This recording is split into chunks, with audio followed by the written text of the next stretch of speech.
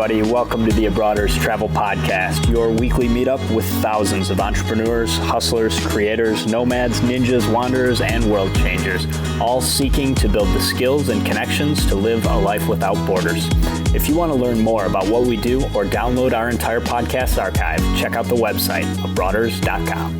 Happy Wednesday morning and welcome to another episode of the Abroaders Podcast. This is number 117 and AJ and I are checking in from Barcelona, Spain. How's it going, AJ? It's going well, man. It's going well. No complaints. So for everybody, show notes today are at abroaders.com/taxman. This week we're going to talk about how to pay your taxes with a credit card, and if you should. Some unexpected and unprecedented changes to Alaska. They made a pretty quick change on us, which is not the norm for the airline world. And then we've also got some more updates on the bidding war for Starwood and how it may finally be coming to an end. But we've also thought that before. Yes, well, it looks like things have finally taken a turn on that front. We'll cover those news. And also, I've got a couple of recordings to share with you guys about annual fee disputes. I wish I made this kind of hourly wage when I was working for Abroaders. Last night, I had about a 10-minute call and managed to come away with $178 in annual fee refunded credits. Well after the deadline, well after about 80 days, 90 days after my fee had posted. So I'll share those audio files just so you can get an idea of how the call goes. And I mean, key takeaway is just persistence matters. So the first person was like, this is not possible. It's too late. You know, this was like at least a month or two ago, maybe, but not now. And the supervisor had no problem with waiving that fee.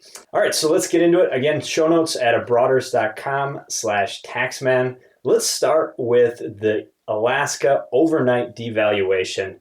Not good news if you've been stockpiling Alaska miles, although I would say it's not the end of the world. Yeah, so for those that don't know, Alaska had some pretty nice pricing on some award flights, especially with Emirates first class. And that was a thing where you could actually buy Alaska miles and book and save a lot of money versus buying it, or just the Alaska miles that you happen to have. It was really attractive pricing, and they cited travel hackers and travel hacking as the reason that they made this abrupt change. Yeah, so I mean, I guess first of all, I think Alaska was sort of the last place to look after the American chart devalued from North America to Asia in particular, and especially because of the American routing rules, getting from North America to the Middle East generally requires a stop. There's some direct routes, but this is sort of the core place where you could go if you still wanted to get a nice first-class product. Mm-hmm. Alaska also partners with Cathay, so they were sort of a substitute for American miles on that front. And just to give you an idea of the type of devaluation, North America to the Middle East was 90,000 a few days ago, and now it's 150,000 one way. North America to Europe went up from 100 to 180,000. To Asia went up from 100 and 180,000, and Africa went from 100 to 2,000. 200,000. From 100 to 200,000. Would have been nice if that would have been a nice typo that got plugged into their chart. So basically, across the board increases from 67 to 100% on first class awards on Emirates. Unfortunately, not an April Fool's joke. So some people thought it was. Everybody was hoping. You know, I was hoping. There's a key learning here. There's a nice takeaway to be had, and that is if you are going to buy points, have a game plan and know what the hell you're doing. You really don't want to be buying points and hoping to possibly think you might maybe in the future use them. It's okay to buy points and use them, but you want to do so quickly because I'm sure there's some people holding you know what right now because they bought points and like, I'll book an award soon. And then now they can't book that award and they just dropped $3,000 on points that can't even get them the flight they want. Yeah, interesting implications for the discussion in a few minutes when we talk about taxes. It's not exactly buying points, but when you use your credit card for taxes, there's definitely some fees that you're probably not going to be able to avoid. And so if you are considering that, bear in mind with the discussion that we have, we're going to talk a little bit about when it makes sense, at what point, whether, the number of bonus points that need to be involved or just the flat out return in terms of the percentage fee you're paying versus what you might expect to get for those points. But keep in mind that an overnight change like this could dramatically undermine the value. And so if you are using a card to pay taxes, make sure that you at least have sort of a game plan or are okay. Build yourself enough of a cushion in there so that you know that if some kind of change like this happens, it's not going to completely ruin your travel plans. Yeah, and there's always a little bit of a risk relying on points in the future. So just make sure it's a risk that the benefits outweigh the risks that you know that you're going to take of having a devaluation. Now, okay, so we've got Emirates is the only chart at this point that was devalued by Alaska in this overnight devaluation. And just, to put in context, for the most part, airlines give at least 90 days notice. Most of the devaluations that have happened have given quite a bit more notice than that. American announced their devaluation a good 6 months in advance. So this is pretty uncommon and a lot of times undermines the faith and trust that members have for these programs. So the terms and conditions say that they can change the prices anytime they want. It's their program, their points. So you're buying into that system. But it is a little bit frustrating, especially if you were just waiting to top up that account just enough to get the award that you wanted. That being said, there's still great deals in economy and great deals in business class on Alaska.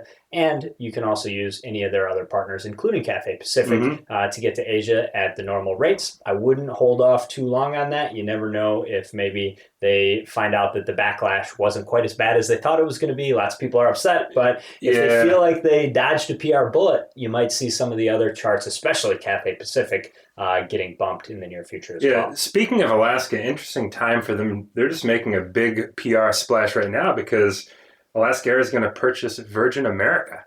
Yeah, so looks like this deal is now finalized. I believe the total purchase price was close to $2.5 billion with a B dollars.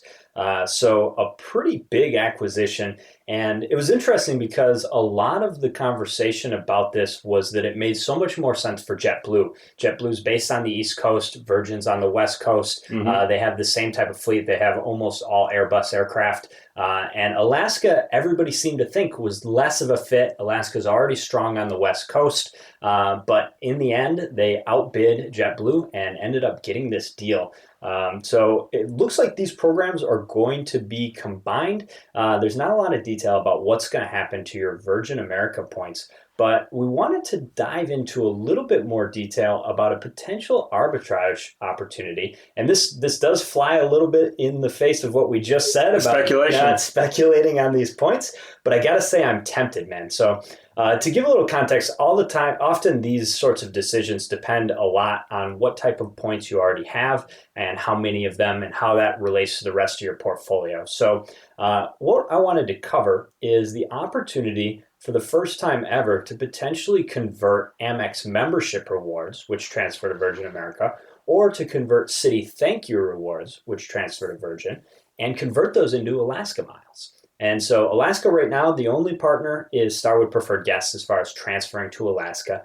And the interesting thing about how this is going to work is it all comes down to what the eventual ratio is that the two programs combine the points. So right now, the transfers are set up. If you transfer Citi or Amex to Virgin America, it takes 2 Citi points or 2 Amex points to get 1 Virgin America. So the miles for Virgin are much more valuable than lots of the other currencies. Almost all the other transfer partners for both Amex and Citi are 1-to-1. And so this is sort of an especially valuable point. If it turns out that when they merge these frequent flyer programs, they convert 1 Virgin American mile into 2 Alaska miles, right, you now have a chance to potentially get a bunch of Alaska points if you've got a stockpile of Amex or Citi points. Yeah, and that's kind of the situation we're in, and I think it's a decent risk to take to move some Citi points to Virgin with the wish that they convert into Alaska miles because not betting the entire ranch, got Amex points, got Citi points, have quite a bit of them, and we could move, like we're talking about 100K points, and that's not really a huge risk. That still leaves us with Citi points that we know right now that we can use if we transfer to, say, Air France, and the possibility of having 100K points in Alaska. That's really attractive considering that it's difficult to get points there. Yeah, so I mean, we have very few Starwood points. I think we've got maybe, just for context in real numbers, we've got maybe 40,000 Starwood points, and so those are super valuable right now because they're hard to get. We've got maybe 250,000 American Express and about 250,000 City points. So we're looking at a total pool of almost 500,000 miles that are in those two transfer programs. Mm-hmm. I think my instinct here is that we probably move a majority of the points from City, just because to me the only other transfer partner that's really worth considering is Air France. Yeah, and not to mention Amex has more options. Precisely, Amex, it's not as tight of a window. There's more options, so it wouldn't make sense to take as much of a risk with something that we're more confident in and have more options in. Yep. I do think, though, however, the bottom line with respect to whether you want to speculate, and by the way, there's a really good article that the frequent miler posted. So I'm going to add that to the show notes so you guys can take a look at his breakdown.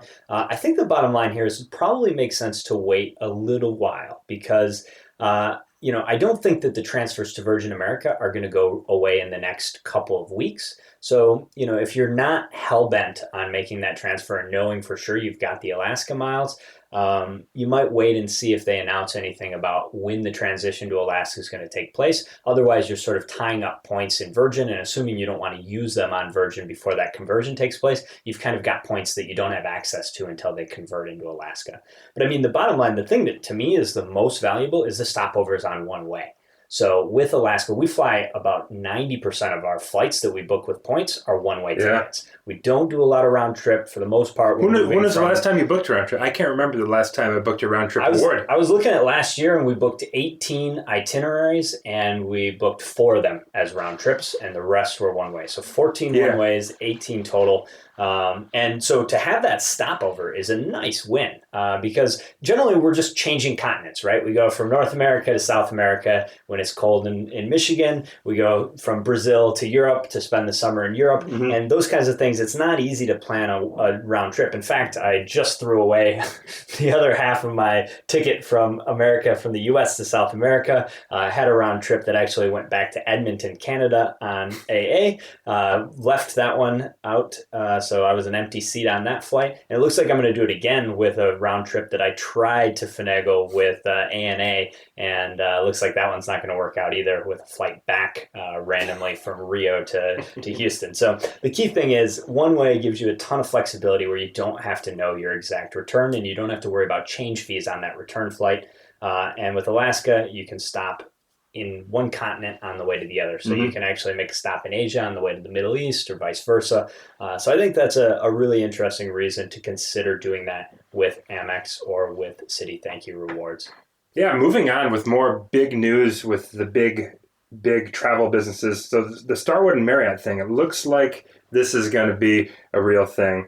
It appears the Chinese group Anbang has backed out, which is slightly disappointing. That's who we were kind of pulling for the sake of the SPG program, because it looks like the program that we know and love is going to have some changes that we probably won't love.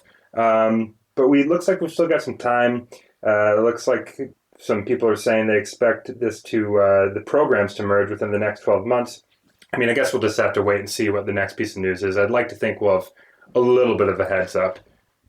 Yeah, I don't think we're going to see Starwood Preferred Guest lose transfer partners anytime in the immediate future. The one thing that is in play here is that Marriott points are probably worth, 0.7 cents per point, and Starwood's easily in the 2.5 cents per point range if you use them properly. So this is another scenario where the currency that's being merged is worth much more, and it'll be interesting to see if there's any sort of conversion ratio. I think it's less likely in this case than with the Alaska and Virgin America. Yeah, I really don't see Starwood points converting to more than one Marriott point. So you definitely want to spend those Starwood points. Yes, if you've got a lot of Starwood points, you definitely want to think about how you can put them to work over the next few months, because that'd be tragic to have them be left at about 25% of their previous value in a program that's just not nearly as flexible or as good. Yeah, and I mean the key thing is that Marriott doesn't really let you use your points for airlines. Right. There are some bad transfer rates. I mean, like there's some ways that you can use Marriott points if you're going for the Southwest Companion Pass. You can take a big chunk of miles and turn them into a much smaller chunk of miles that are with Southwest and get points towards your Companion Pass. But the bottom line is that Marriott, you're going to be using at Marriott hotels. And that's just about it. Marriott's got a nice product. It's consistent. It's all over the world. But if you want to save thousands instead of hundreds of dollars, you probably want to turn those Starwood points into airline miles before the two programs get merged. Yeah. And speaking of SPG and airline miles and transfer partners, American Airlines, one of their transfer partners, has just eliminated the ability to hold reservations. This is something that we've utilized quite a bit of in the past few years, putting an award on hold. So you can no longer do that. Yeah, so it's actually it's a little more nuanced than that in the sense that, as you probably know, most airlines, any airline that's going to operate flights to or from the U.S. is required to allow people to cancel their ticket within 24 hours. So that 24-hour cancellation rule is based on a law. And what American did is, instead of allowing changes or allowing tickets to be canceled within 24 hours, they just allowed a 24-hour hold. And it was actually, you kind of had to remember that, because you can't cancel an American ticket. If you take an American ticket and book it, you can't cancel within 24 hours. Well, now you can. So they basically aligned with the rest of the airlines. There's no 24-hour hold on paid tickets, but you are going to be able to get a refund within 24 hours after booking. So that means that you can jump on a mistake fare and not know with 100% certainty. I think that's the place where this really applies the most, is if you see a super cheap mistake fare, you have no idea if you can get work off or if you're going to be able to actually go on this trip. Just book it, because the mistake fare could be down in a matter of minutes or hours. And then you've got 24 hours to figure out hotels, figure out whether you're actually going to be able to use that ticket. And for the most part, with mistake fares, if they really did make a mistake, they're probably going to offer a refund rather than let you take that flight for $200. Yeah, they prefer that. Okay, couple of quick news items. I just had to mention this. I saw this article about the TSA, man. So TSA does random security searches, and it's a big deal. Obviously, they don't want to be liable for discrimination or taking a look at someone and saying, this guy looks like he might be a terrorist, let's search him. So they decided to get this app produced that is going to randomize. And by the way, we've used some randomizer apps in our days at Broaders for selecting winners of contests and so forth. It basically consists of taking all the numbers you have and randomly picking one. Yeah. And TSA decided to invest a nice $330,000. Wasn't it? I think it was $360,000. Maybe $360,000. I don't know. We'll link to the shitload of money either way. But if you hate big government, this is probably not going to make you happy. So you take your blood pressure meds first. Man, I honestly think if you gave me 3 days, I'm not even a computer programmer, I could write that app. Yeah, I mean, Google. Like, I'm sure you could just Google how to make random selection app, and there's probably like 1,000 things on GitHub that'll show you how. I hope there's something else to that. I didn't really scrutinize the article, so maybe they got something with that, but it seemed a little ridiculous. One other piece of news is that there is an increased sign-up bonus for the Amex issued Hilton cards, both the Surpass and the regular Hilton. Both of these are at all-time highs, $75,000 for the Hilton Honors card after 1,090 days, and the Surpass card is 100,000 bonus points after 3,090 days. That one does come with a $75 annual fee that's not waived. I think these are sort of good deals if you've got space in your applications to go for another Amex card and you have planned stays coming up with Hilton. So the first card, the no annual fee card with the 75,000 bonus, that one comes with Hilton Silver status, I believe, or whatever the tier below Gold is, which is kind of useless. And the Surpass card comes with Gold status, but keep in mind you also get Gold status with the Amex Platinum card. And we in Bangkok last year got to take advantage of that. Yeah, that was super nice. So Gold status gives you club access at any Hilton that has a club level. So basically a place where at least a couple of times during the day, lunchtime and right before dinner, they've got free drinks, they've got a bunch of appetizers. So that totally made it worth. I mean, that pretty much paid for the annual fee of the Amex card. Oh, yeah. Over the course of a couple of nights at that Hilton Conrad in Bangkok.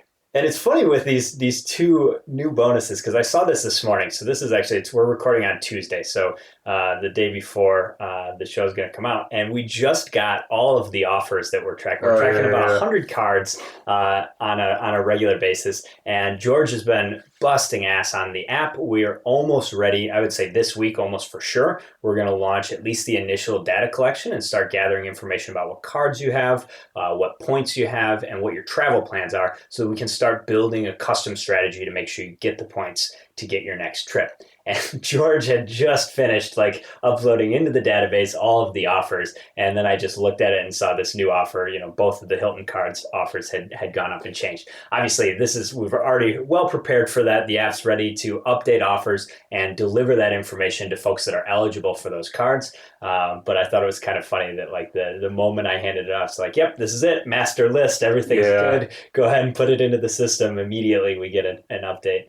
Yeah, just a little wrinkle, just a couple numbers to update, just a couple things in the database to edit. And the key thing is that we are going to be launching this to our beta test list only for the first initial launch. So if you haven't done so already, head over to abroaders.com/app and sign up. It's totally free. And basically, we are going to coach you through the process of earning and redeeming miles. One thing I will say about being a beta tester, we're super excited. I think that this app has a ton of value, but we're focused on getting the functionality right first. And so we're really interested in hearing feedback. So if you do sign up for a beta test and you want to be one of the first people to take a look at this app, we would very much appreciate you telling us about your experience communicating with us. We're super open to talking with people. We've done a bunch of interviews on the phone. And so if this is something that you're interested in taking a look at, we'd really appreciate just getting that feedback and understanding a little bit more about how you're hoping to use the app so that we can make it a better product for everyone. Yeah, man, super excited to push this live.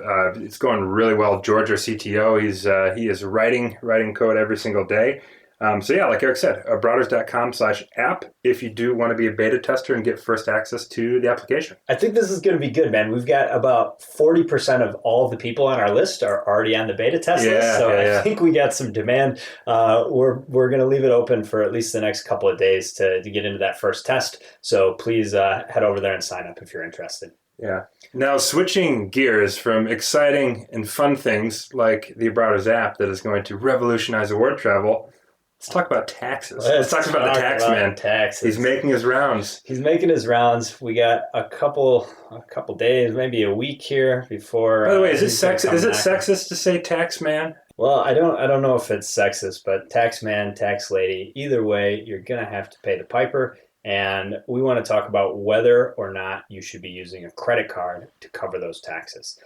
Before we dive into the credit card discussion, if you're one of the lucky few that has a debit card that earns miles, the rates that you're going to pay in terms of fees are much lower. Typically, there's a flat fee of a few bucks, and after that, there's no percentage based on the volume. So if you happen to have one of the SunTrust debit cards that earns Delta Sky miles, those have been shut down. They don't issue new ones, but people that have those accounts, you're in luck. It's definitely the way to go. If you've got one of those cards, pay with the debit card that earns miles. However, if you're in the position where you've got only credit cards, we wanted to run through a few of the options. I think the bottom line for this is if you're working on a bonus, it probably makes sense to accelerate getting that bonus, assuming you're willing to apply for other cards. If you're done applying for cards this year and you're just going to work through and you're already going to hit the spend, stay where you're at. Yeah, exactly. If paying your taxes with a credit card provides you an additional bonus, yes, do it, go. For sure.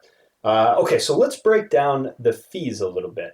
So generally fees for paying taxes with your credit card are going to range from 1.87 to 2.25. We're going to link in the show notes to a couple of different companies that are offering this. There's one in particular called Plastic, which is Plastiq. And they're offering a 1.75% rate for both federal and state taxes. The catch here is I believe that it has to be with MasterCard. So I think that improved rate of 1.75 is for MasterCards only.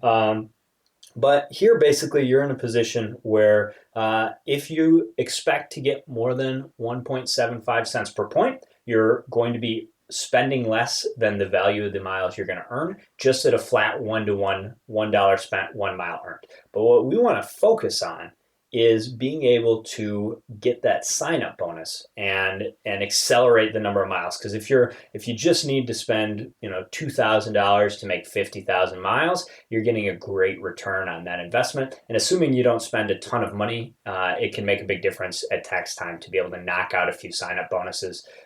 There's probably not enough time, however, to get a new card now.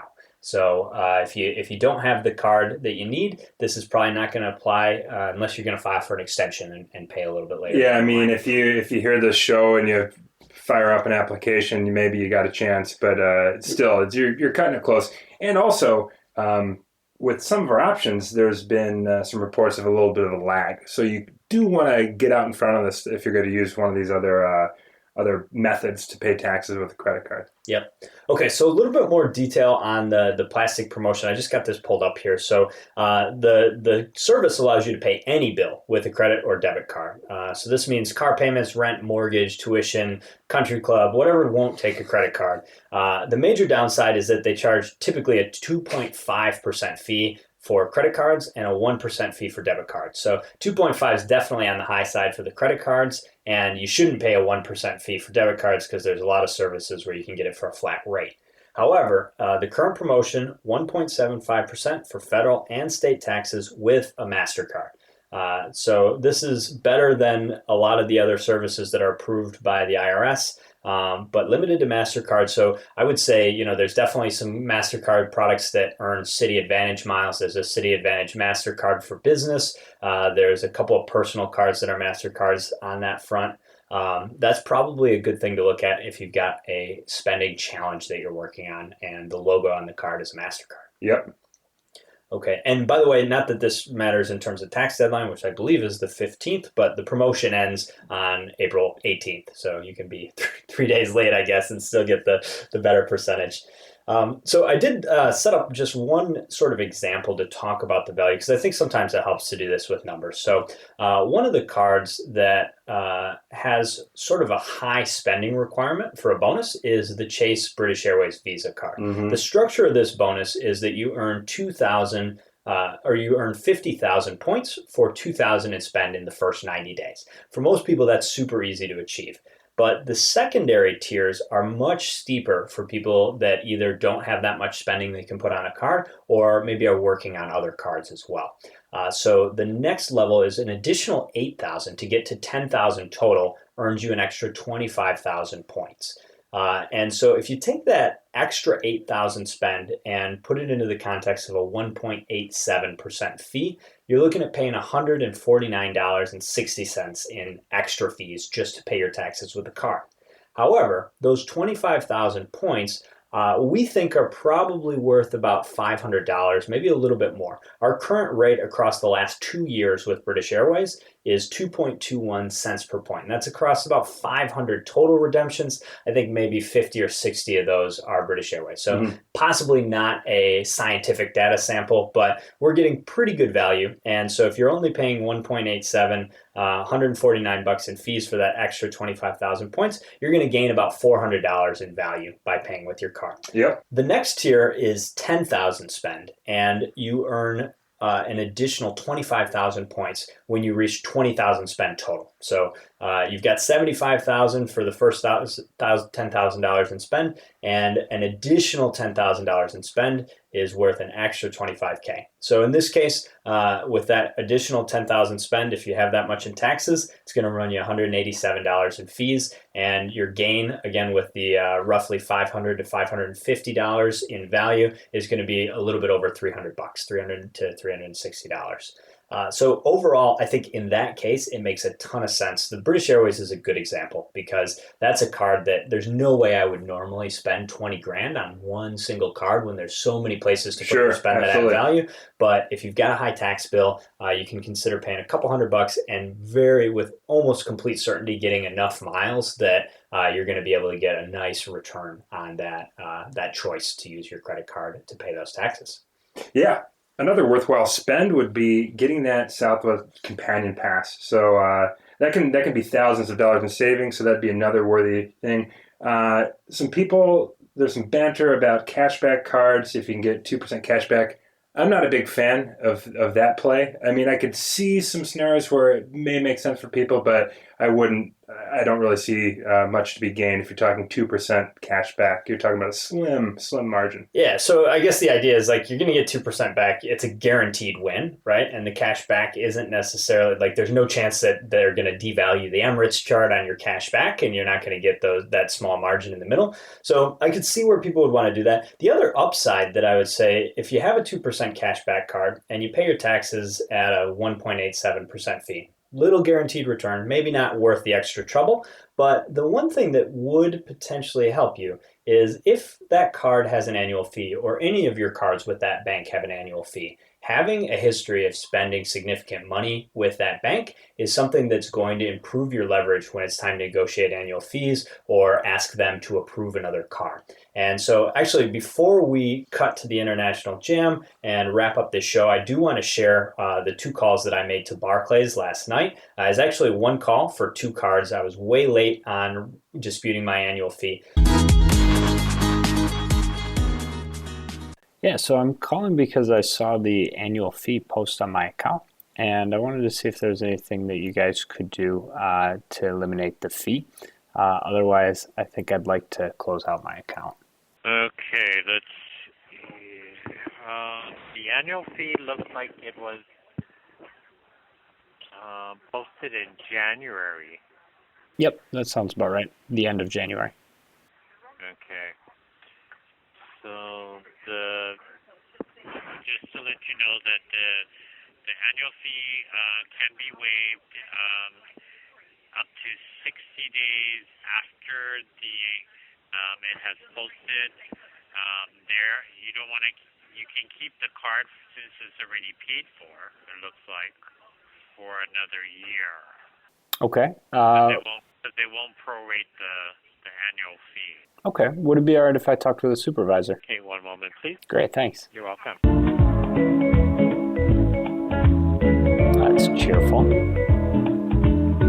Mr. Pequet, thank you for your patience and waiting. I do have a manager, Jenna, as requested online for you, and she'll go ahead and take over the call, okay? Okay, very good, thanks. Thank you.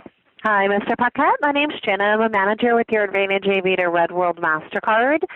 He was stating you were calling in about closing your account because of the annual membership fee. Yeah, hi Jenna, how are you? Hi, I'm good. How are you? Good. Yeah, listen, I've just been traveling. I left the US right at the end of January and made a note to try and get a hold of you guys and just see if there was anything that we could do about it. And I've been traveling since then and just haven't been able to get a good internet connection to be able to make a phone call to the US. So just been really frantic recently. I've been with you guys for quite a long time, and I actually paid 2 annual fees on my Aviator accounts, and I just wanted to see if there was anything you could do to take care of one of those. The person I spoke with before had said that there's a limitation that maybe has passed. I think the payment processed just a few days ago, so I didn't actually see it until the payment came out of my bank account, and I was just really hoping that there was some sort of goodwill gesture, a way that you could at least take out one of those fees for me. Okay, I understand. On this account, the Advantage Aviator Red World MasterCard, I do have the option, if you'd like to keep the account open, to waive the annual membership fee. I can issue a credit to your account. Oh, that would be wonderful. 3 to 5 business days if you want me to do that. Okay, awesome. Yeah, I really appreciate that. Thank you so much. Yeah, no problem. And then you still have, if you do use your card outside of the country, there's no foreign transaction fees. Great. Are you just traveling outside the country, or did you move out of the country?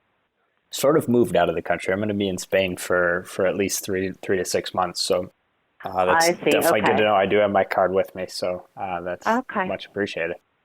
All right, no problem. Just wanted to touch base with you there. Do you have any other questions about your benefits? I don't believe so. So is this for this is the account ending 37356, is that right? That's correct, yes. Okay, wonderful. Mm-hmm. Do you want me to check your other account too? Yeah, if you would. Sure, I'll be happy to. Let me take a look here. Thank you. And this is for your Advantage Aviator Red Platinum MasterCard. This card shows it was never activated. So do you have the card? I believe so. One of these cards is at my home address in Michigan, so I'm pretty Okay. sure the one I have is the first one we discussed. But yeah, I didn't realize. I thought that I had actually like wrapped this up and closed the other account earlier, and so Okay. I was just like super surprised to see both of the fees. Is there any way that we could combine the credit line from these two cards into one and just have like the one card I have with me with the 2000 line and close out the other one? Yes. So which one are we closing out then?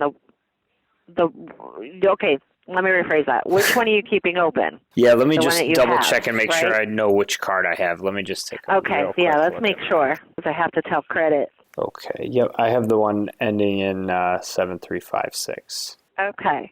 So I do have the option on the Platinum Advantage card to waive the annual membership fee to keep the account open also.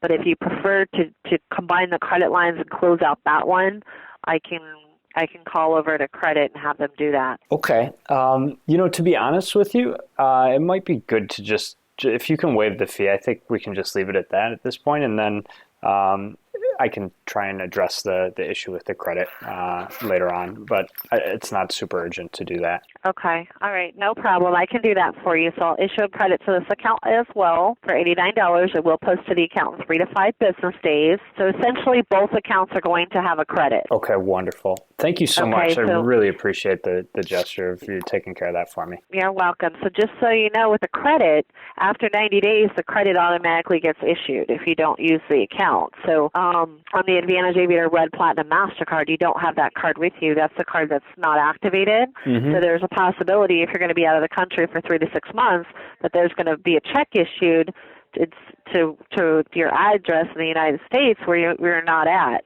So, Gotcha. So, I'll tell you what. So what I'll do then, I don't know. Once that credit posts, I'll just call back, and I would imagine they can probably transfer that over to the account that I have. Would that be possible? Probably. Yeah, I mean we could put in a request for that if you're going to be combining the accounts. Okay. Yeah, that'd be great. Yeah, we could do that. Okay. Yeah, that's done through credit. So if you call in to customer care to do that, just ask to be transferred to credit. Okay, that's perfect. Okay. All right. Anything else, Mr. Peckett? No, I guess the only thing is if the credit folks are around now, and if the credits are processed, do we need to wait till the annual fee posts to the account before I can do that? I can tell the credit department and let them know that I issued a credit, which takes 3 to 5 business days. Is a possibility. If for any reason it doesn't go through after and it's not refunded, then we can still do it. Okay. You would need a manager to override it. Worst case scenario, but I think I'll just try back in 4 or 5 days. I'll wait till it posts and then just call back and ask for the credit, folks. Okay, and then if we could do the travel notification on your account that you do have with you. Okay. If you want to do that, it's 3 to 6 months Spain. Yep, that's the game plan. Okay, 3 to 6 months. So from let's do 4. So what day do you think you're returning? Well, let's leave it at 3 for now. Let's say August 5th. I'll be back, and then I'll extend it if it looks like I'm going to stay longer. All right. Let me see here if I can submit that for you, or if I need to contact our credit department. Okay. Let me try. And let's see. Please note on the back of your card there is an international collect calling number. I would suggest that you write this number down and keep it separate from your credit card so you can call us in the event your card is lost or stolen, or if you experience any issues while traveling. All right, so I'll put through August 5th. Let me see if I can do it. Okay. Number one, core thing to remember, the frontline agents do not stop the joyride of getting your annual fee. So you can't let those people discourage you. Just really politely ask for a supervisor. But I guess what I was going to say about the cash back or about any card where it's roughly break even is you scratch the bank's back, they're probably going to scratch yours. And so they're getting a big chunk of that fee that you're paying when you use your card to pay the taxes. And it might come in handy down the line to be able to say, look, I've been with you for a long time. Look, I put $10,000 in taxes on your credit card last year. Can you not waive that $89 annual fee, please? Do I really need to cancel and go to your competitor bank? So I guess that could be a reason. And definitely what you said about the companion pass is super valuable. Right now, the Southwest business and personal card are at 50,000 point bonus. Yep. So you can accumulate 100,000 miles real quick, and then you just need to get an extra 10,000 miles to be able to get the companion pass. It's 110. Honestly, I don't know how much longer that benefit's going to be around. So yeah, it's it not just seems too good to be it's not true, a secret man. anymore. It's too easy to get, and like the returns are amazing. Yeah, I don't know. That's an interesting point. One thing I would say before you go all in on the Southwest Companion Pass is just take a peek at Southwest chart and where they travel, because there's a good chance you can get value out of it. They've got some nice destinations, but it's nothing like the bigger carriers with where you can actually go. You're not going to the Middle East. You are limited to Southwest, which right now means the United States, Canada, and the Caribbean. Maybe South America in the future, but right now it's relatively limited chart, but still a good deal if you value those destinations. For sure. And don't totally count it out of contributing to your overall success on an international award redemption, because the nice thing about Southwest is you can position anywhere in the U.S. So they've got the one thing that sucks a little bit is that like some of their airports are secondary airports, like Dallas. If you're like, that's exactly what I did. I went from Phoenix to Dallas, and I was planning on connecting on an international American itinerary, but Southwest is at Dallas Love, Americans at Dallas Fort Worth. So keep in mind that that exists with Southwest at like 4 or 5 airports where they're not at the main airport. Yeah, and depending on where you are, changing airports could be more expensive than just buying the ticket. I ate an Uber from LaGuardia from Newark to LaGuardia, and that was it's like $140. Yeah, it's like $140 Uber. Not worth it, but you get the idea. Hey, before we completely wrap the show here, one last note about avoiding those fees when you're processing credit cards. We recently found out and recently applied as a company to a Braintree promotion. Braintree is a payment processing. They actually were recently acquired by PayPal. So I truly detest PayPal. So you business folks out there that have problems with PayPal, we're taking a little bit of a chance on this. I think they still function pretty independently of the PayPal hold on to your money and don't let you withdraw it scenario. But the news is that Braintree is offering $50,000 in fee-free transaction processing. So the next $50,000 that your company accepts as credit card payments are going to be without any fee. And after that, I believe it's 2.9%. Which is a pretty competitive rate. I think it's pricing parity with Stripe, so which is good, which compared to some of the other. And definitely we're paying more with our current processing, so we're going to benefit overall from the rate change. But bottom line, if you have a business, take a look at Braintree right now, because $50,000 in free processing is a lot of manufactured spend. Yes, and if you're a startup, there's an opportunity for another $50,000. And so this one, there's actually a program called Blueprint that you can apply to. I think you have to have somebody that refers you that's already a partner of Blueprint. But Blueprint is basically a startup incubator where they're trying to help small, high growth potential companies be able to get even further. And they're offering $100,000 in fee-free processing. However, there is a wait list. Great play for these guys, man. Get them hooked while they're young, man. It's once some of those companies explode, and think about the headache to change payment process is not a bad play. Yeah, totally true. All right, that's going to wrap it up for the show. Thank you guys so much for being with us. AJ, can you give us something to listen to on the way out? Absolutely, I can. So what we've got this week is from the group known as Mike Snow, based in Stockholm, Sweden, and the track is Genghis Khan. Don't forget, show notes for today's episode at abroaders.com/taxman. Want our app for free before the public? Go to abroaders.com/app. Thanks a lot, guys. Wherever you are, travel safe. Cheers from Barcelona.